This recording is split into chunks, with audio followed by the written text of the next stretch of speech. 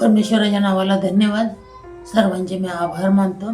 या ठिकाणी आपण स्तोत्रसंहिता याचा 37वा अध्याय आणि 5वं वचन आपण वाचून बघूया. या ठिकाणी देवाचं वचन आपल्याला सांगते की आपला जीवित क्रम परमेश्वरावर सोपवून दे, त्याच्यावर भाव ठेव, म्हणजे तो तुझी कार्यसिद्धी करेल. या ठिकाणी आपण बघितलं की एका वाक्यात हे आपल्याला समजतंय की आपलं कर्तव्य काय आहे आणि आपलं कार्य काय.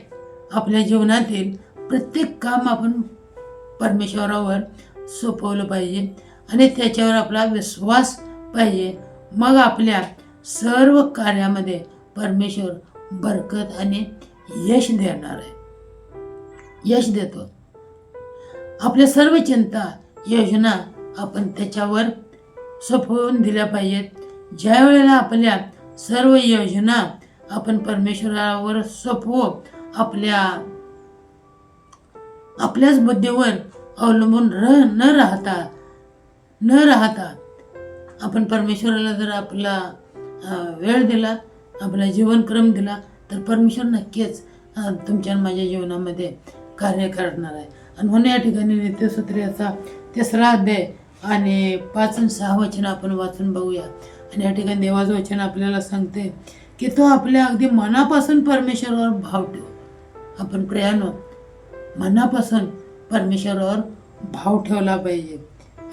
आपल्याच बुद्धीवर अवलंबून राहू नको.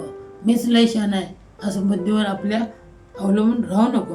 तो आपल्या सर्व मार्गात त्याचा आदर कर. सगळ्या कामात परमेश्वराचा काय कर? आदर कर. सर्व मार्गात आदर कर, म्हणजे तो तुझा मार्गदर्शक होईल. मग तो तुझा काय होईल? मार्गदर्शक होईल. परमेश्वर तुमचा माझा मग काय होणार आहे? या ठिकाणी मार्गदर्शक होणार आहे. आपल्याला योग्य असा मार्ग दाखवणार आहे. म्हणून प्रियानं तुम्ही आणि मी परमेश्वरला आपल्या जीवनामध्ये प्रथम स्थान देऊया, त्याच्यावर आपण अवलंबून राहूया. देव तुमच्या माझ्या तुम्हाला आणि मला नक्की यश आणि बरकत देणार आहे.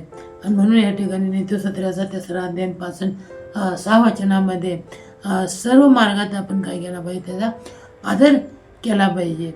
या ठिकाणी देवाला जर आपण सर्व वेळ दिला तर नक्कीच देव तुमच्या माझ्या जीवनामध्ये कार्य करणार आहे. या ठिकाणी आपण इब्रिकारासपत्र याचा 11वा अध्याय आणि 1लं वचन आपण वाचून बघूया. इब्रिकारासपत्र याचा 11वा अध्याय आणि 1लं वचन. विश्वास हा आशा धरलेल्या गोष्टीविषयीचा भरवसा आणि न दिसणाऱ्या गोष्टीविषयीची खात्री. वाचलेलं वचन देवबाबा आशीर्वादित पाठव. या ठिकाणी आपण विश्वास म्हणजे जे घडले नाही त्याच्यावर विश्वास ठेवणे. आपला कर्तव्य हे आहे की आपला पूर्ण विश्वास आपण काय केला पाहिजे? ठेवला पाहिजे. जो मार्ग परमेश्वराने आम्हाला दाखवला आहे त्याप्रमाणे आपण चालण्याचा प्रयत्न करूया. आपल्या कामात यश येईल त्याचप्रमाणे आपण परमेश्वराचा गौरव करूया आणि परमेश्वराला गौरव करण्याची एक संधी देऊया. देवबाबा अद्भुतरित्या आपल्या मध्ये कार्य करणार आहे. आमचं चॅनल आवडलं तर लाईक करा आणि सबस्क्राईब करा. थँक्यू. काय म्हणते?